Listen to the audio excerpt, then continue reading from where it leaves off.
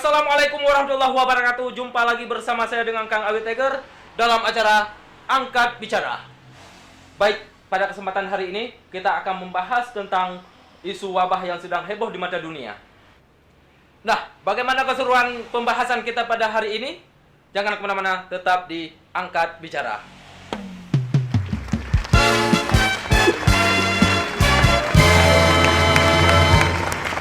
Baik pemirsa, dimanapun Anda berada, yang ada di studio maupun yang ada di rumah.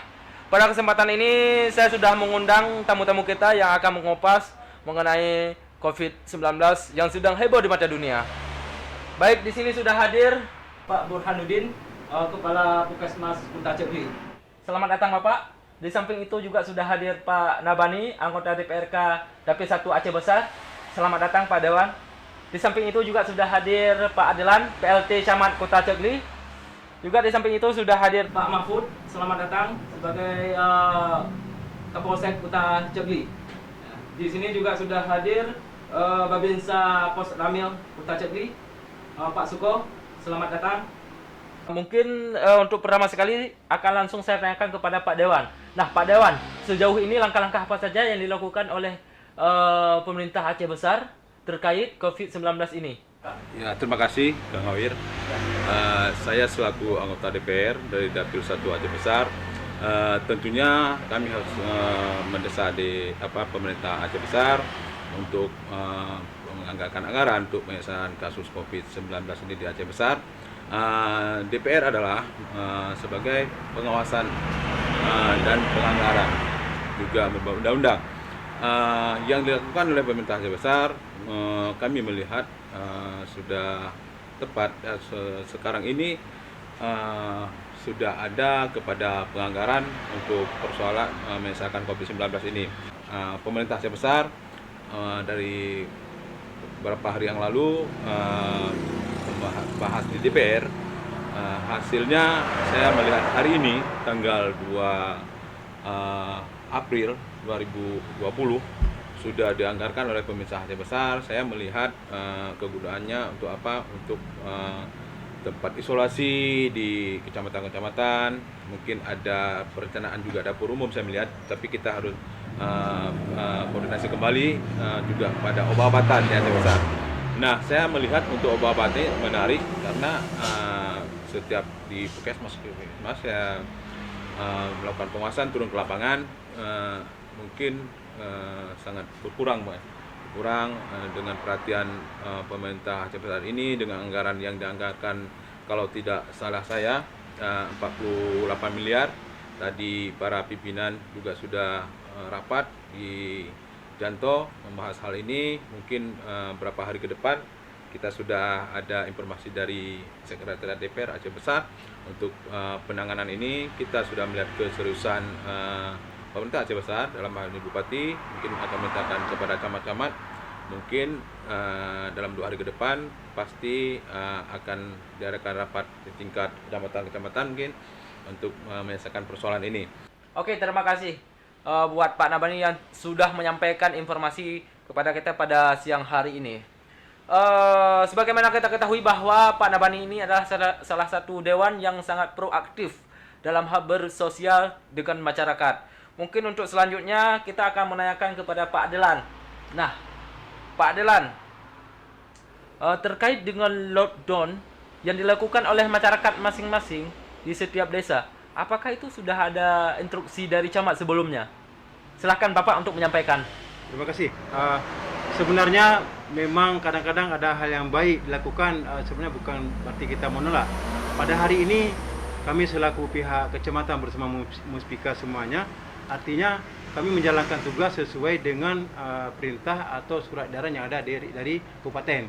Cuma hari ini masyarakat telah terlanjur memagar jalan. Cuman sekarang baru ada himbauan dari Pak Bupati untuk dibuka kembali. Jadi tidak ada akses jalan yang ditutup. Jadi artinya kita harus tunduk dan patuh kepada instruksi daripada kabupaten. Jadi untuk hari ini kami himbau kepada masyarakat yang telah memagar jalan supaya dibuka kembali untuk sementara waktu. Kita tunggu ada informasi berikutnya. Ya, baik. Terima kasih untuk Pak Adelan yang telah menjawab pertanyaan kita. Semoga ini menjadi himbauan untuk kita semuanya, baik yang ada di studio maupun yang ada di rumah.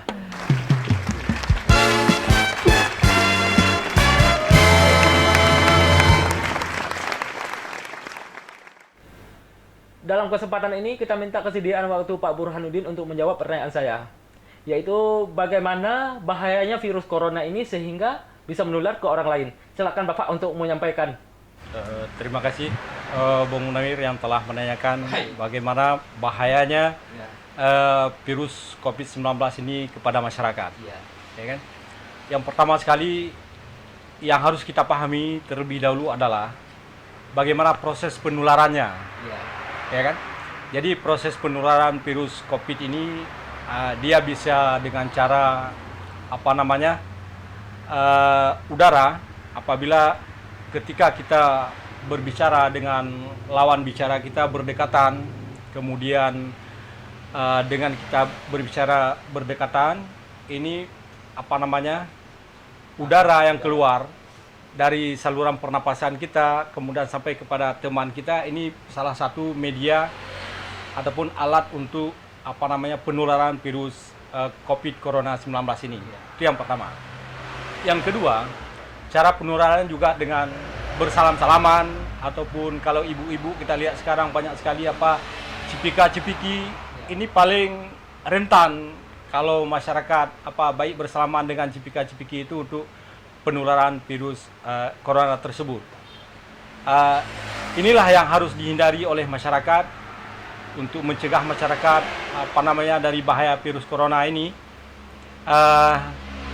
Kalau ini bisa dihentikan secara menyeluruh, baik dengan bersalaman, cipika-cipiki, kemudian ketika mereka berbicara pakai masker dan sebagainya, insya Allah di Kota Cogli ini virus corona itu bisa terhindari ataupun tidak terjangkit.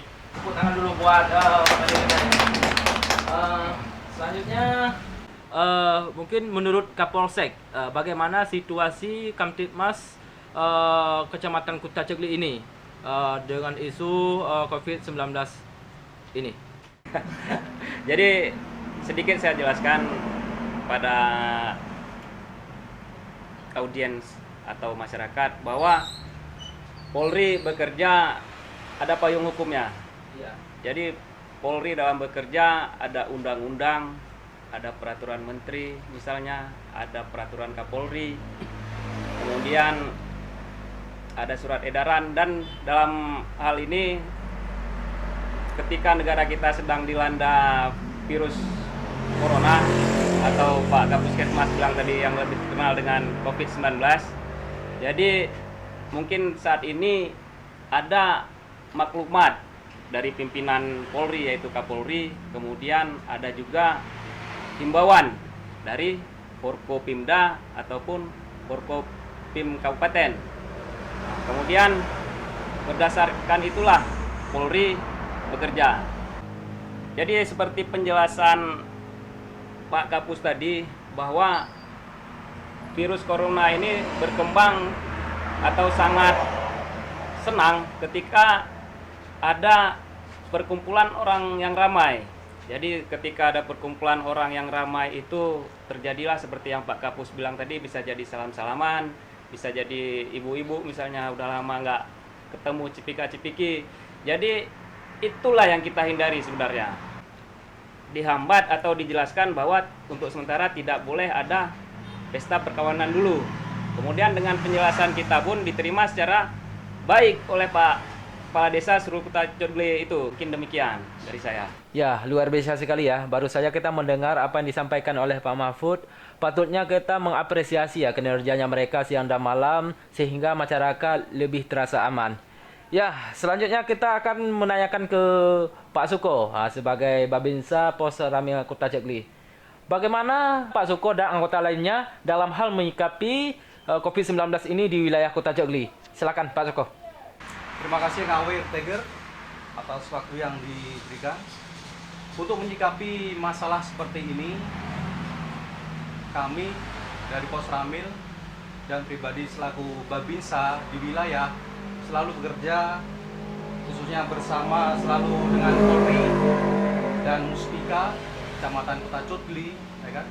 Bersama-sama, bukan masalah seperti ini aja, ya kan?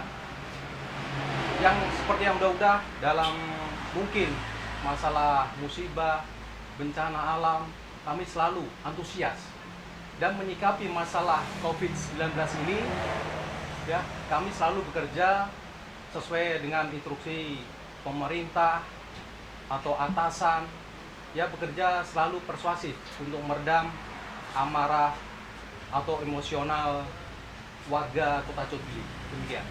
Ya, terima kasih untuk Pak Suko yang sudah melakukan kerjasama yang baik di lapangan. Baik pemirsa, sebenarnya kita di sini sangat memerlukan ya kerjasama yang baik dalam hal menghadapi bencana ini. Dikarenakan bencana ini adalah bencana kita bersama. Mungkin menurut Pak Adilan sendiri, bagaimana dampak kehidupan sosial ataupun dampak ekonomi masyarakat saat ini? Sebenarnya dampaknya kalau selama COVID-19 ini sangat besar sekali. Pertama, saya sampaikan masyarakat Kota Cotgli ini sangat kompak, sangat menghargai, siapapun dihargai.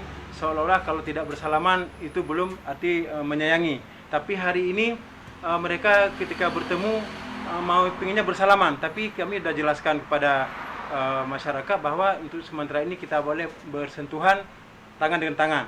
Cuma cukup begini saja. Tapi masyarakat kadang-kadang hampir terlanjur. Kami sampaikan bahwa ini sudah kami maafkan. Cuma seolah-olah tidak enak karena kehidupan masyarakat Kota Cotgli sangat dekat dan sangat kompak. Yang pertama.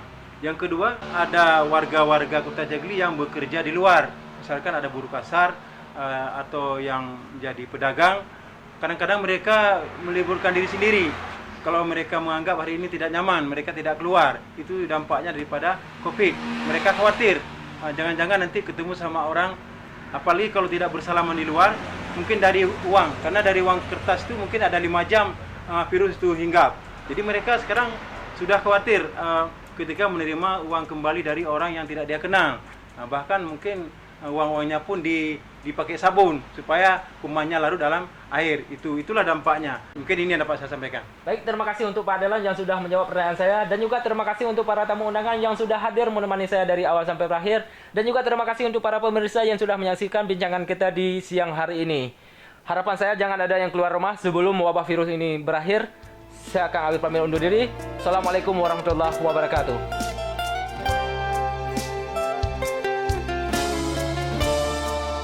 Dengan ribuan dosa ku pinta belas kasih-Mu, ya Allah. Allahumma irfa'na al-ghala wal-bala wal-waba fid dunya khassah